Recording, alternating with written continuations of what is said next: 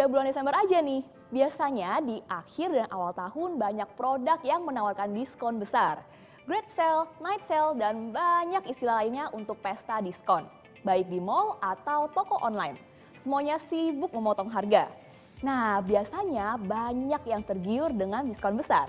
Ini akibatnya kantong jadi jebol. Banyak barang yang dibeli mangkrak gak berguna. Kita coba bahas yuk bagaimana cara mengatur keuangan agar kantong tidak jebol gara-gara pesta diskon. Bersama saya Brenda Andrina, inilah Infonomik.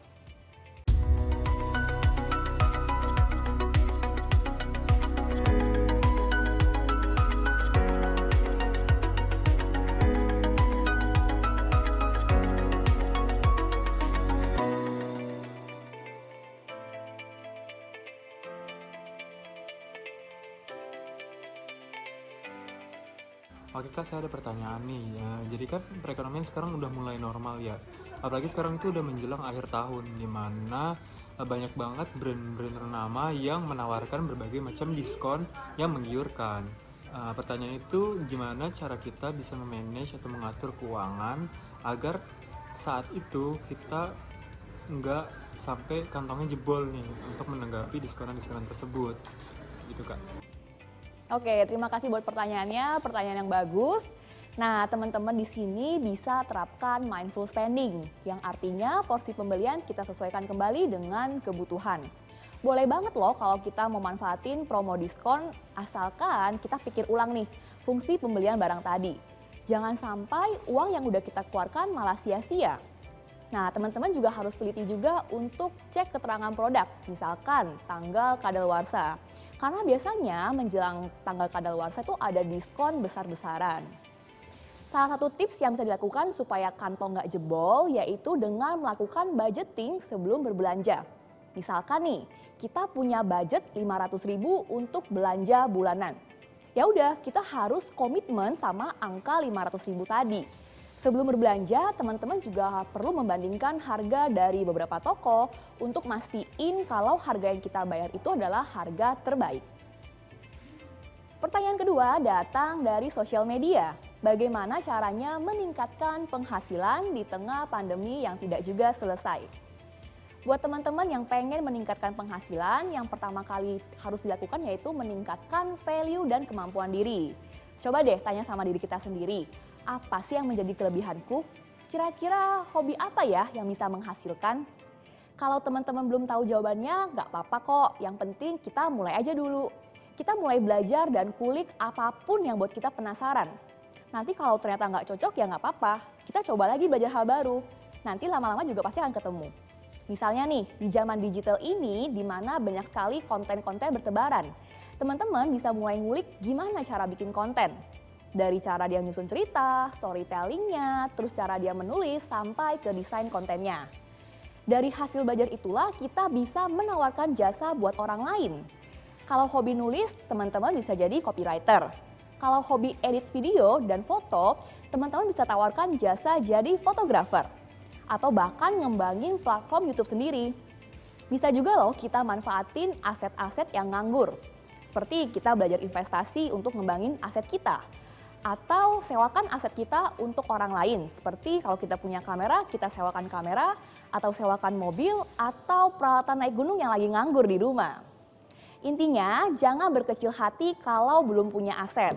Kita fokus dulu pada value yang bisa kita tawarkan. Biasanya uang itu akan ngikut loh. So, value first, money become later.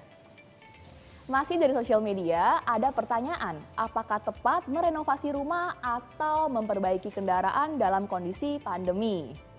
Nah, kalau ini ada dua pertanyaan yang perlu dijawab sama teman-teman. Yang pertama, apakah kebutuhan ini sifatnya mendesak? Yang artinya kalau misalnya kita lakukan ada perbedaan yang signifikan antara sebelum dan sesudah perbaikan.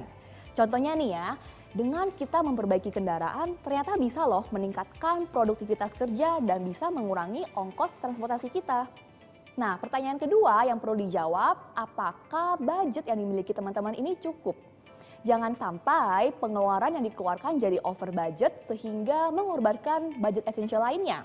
Misalkan kita jadi ngorbanin uang makan sehari-hari atau ngorbanin uang pendidikan. Nah, alangkah lebih tepat lagi kalau kita alokasikan juga budget ekstra untuk renovasi ini.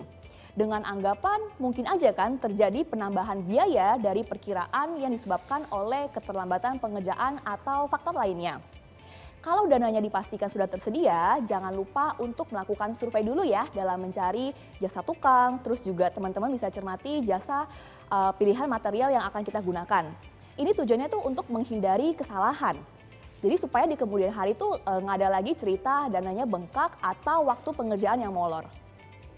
Pertanyaan selanjutnya ada di voice note. Yuk kita dengerin bareng-bareng.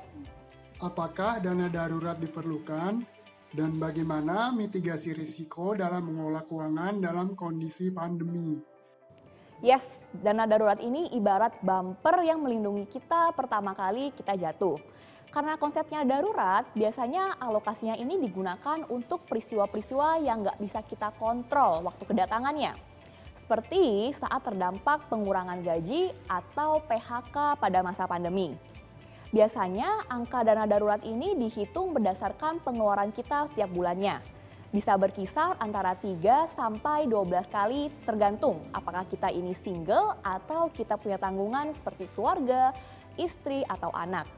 Nah, dana darurat ini perlu direview lagi ya setelah digunakan. Jadi dana ini tuh konsepnya standby terus nih, kapanpun kita butuhkan. Nah, kalau porsi dana darurat udah keisi, udah oke nih, langkah selanjutnya tuh kita bisa pertimbangkan untuk punya asuransi. Konsep asuransi ini kan macam-macam ya jenisnya ya. Ada asuransi kesehatan, asuransi sakit kritis, ada juga asuransi jiwa. Teman-teman bisa juga loh manfaatkan fasilitas asuransi yang diberikan oleh kantor atau minimal punya BPJS. Jangan lupa, sebelum kita membeli produk keuangan apapun, pelajari dulu produk yang ditawarkan, baik itu plus maupun minusnya. Dan ingat, sesuaikan lagi dengan kebutuhan dan skala prioritas kita pada saat ini. Pertanyaan selanjutnya masih dari media sosial. Apakah saat ini diperlukan untuk mengatur keuangan dalam bentuk investasi? Kalau teman-teman sudah memenuhi budget keuangan seperti pos utang, pos dana darurat, pos asuransi, dan ternyata masih ada dana yang tersisa, selanjutnya dana tersebut bisa dialokasikan ke pos investasi. Nah, jenis aset investasi ini juga beragam, masing-masing punya karakteristik dan risiko yang berbeda. Aset investasi yang terbaik adalah investasi yang sesuai dengan pengetahuan kita, sesuai dengan kemampuan kita, sesuai dengan tujuan keuangan dan profil resiko masing-masing. Setiap manusia itu kan unik ya. Kita tuh nggak bisa menyamakan cara kita berinvestasi dengan orang lain. Karena itu juga investasi ini sifatnya bukan ajang kompetisi. Setiap dari kita tuh punya jurnal investasi yang berbeda. Investasi ini merupakan long term game ya, permainan jangka panjang. Jadi bukan hanya tentang berapa sih dana yang kita gunakan untuk memulai, tapi juga seberapa lama kita bisa konsisten dan on track dalam perjalanan investasi ini. Saya baru punya usaha toko baju, pengen coba cari pengunjung dengan ngadain sale. Kira-kira sebaiknya berapa banyak diskon ya yang harus saya beri?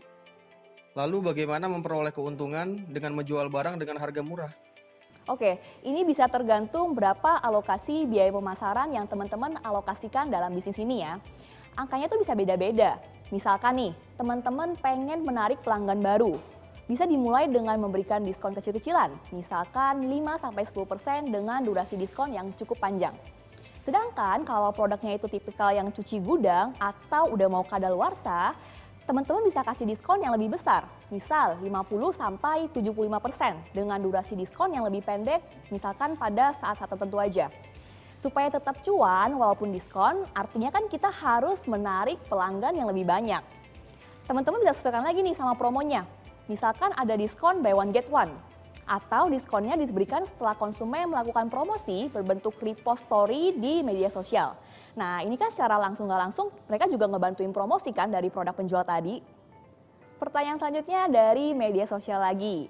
Kalau ada toko yang terus-terusan ngadain sale atau pesta diskon, itu tuh sebenarnya memang benar-benar harganya dipotong atau gimana sih?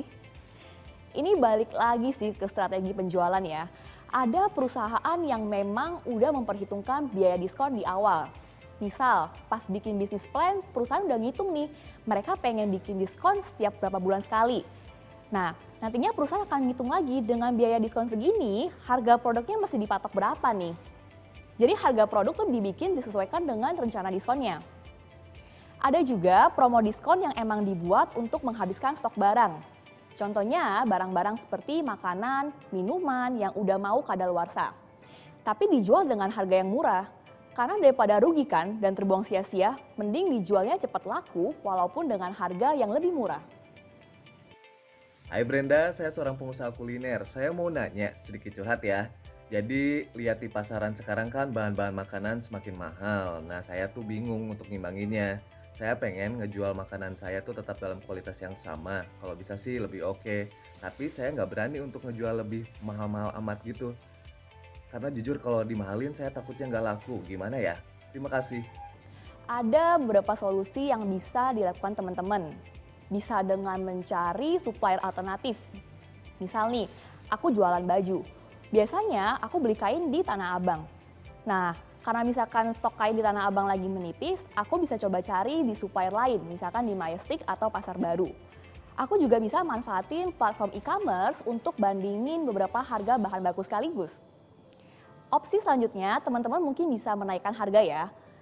Naikin harga ini tujuannya biar kualitas barang kita tetap terjaga. Nah, biasanya dari penjual itu perlu ngelakuin sounding untuk ngasih pengertian kepada pembeli kenapa sih ada kenaikan harga. Kalau teman-teman nggak pengen naikkan harga, teman-teman juga bisa mengurangi persentase keuntungan yang kita peroleh. Atau bisa kita akali juga dengan mengurangi iklan berbayar, terus kita ganti dengan iklan gratis. Beli barang-barang diskon memang menyenangkan. Ya siapa yang nggak girang, punya barang bagus tapi harganya murah. Tapi ingat, jangan sampai kita membeli hanya karena tergiur dengan pesta diskon. Karena kalau kebablasan, kita juga yang menyesal karena kantong jebol. Jadi, bijaklah membeli barang diskon. Kalau teman-teman pengen tahu lebih lanjut tentang cara mengelola keuangan yang baik, saksikan terus Infonomics setiap hari Rabu dan Kamis. Saya Brenda Andrina, terima kasih dan sampai jumpa.